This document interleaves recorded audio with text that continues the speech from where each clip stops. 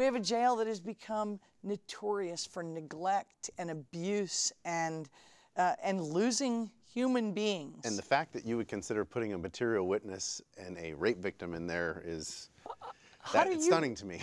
How do you, with that? I won't do that. Yeah. And it was easy to offer the public the option and say, you have a candidate who will never jail a crime victim to secure a conviction. Crime victims are defined in the law, by the way. They are basically the victims of kidnap, robbery, rape, murder. So crime victim is much more narrowly defined in our law than you hear it used at the courthouse. And so when I hear Devin say she's a champion of crime victims, that's been my topic area for 30 years. Largely in part, I think, because my mom was a kidnap victim when I was a child, and you know, that had some effect on our family, a lot of effect. She didn't talk about it publicly, but she certainly carried the scars from it. And so our background and experience shapes us. I'm empathetic to people who are brave enough to come forward. I was not a crime victim, thank goodness, but the men and women who are victims of sexual assault really need a system that they can trust and believe in. It's an important crime, and I've represented young men and a woman charged with sexual assault. They deserve good representation.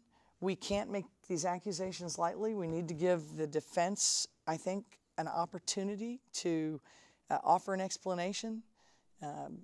So, for example, in these teacher cases, sexual assaults, they run out and pick up the teachers and do a perp walk right there at the school. I don't think that's good for our city.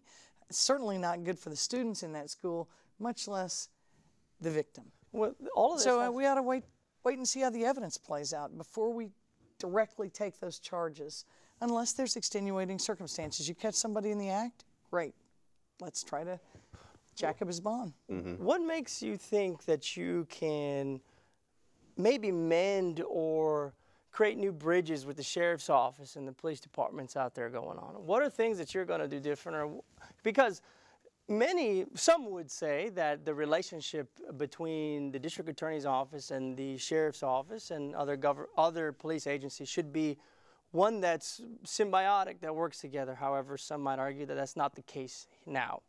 What makes you think that you can fix that, or do you even think that it's something that should be fixed?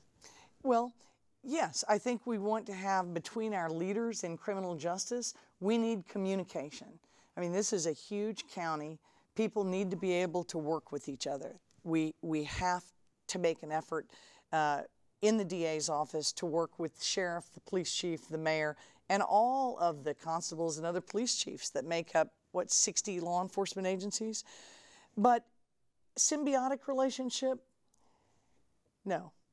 Okay. They are witnesses. They are independent agencies. We're lawyers. We have a different job.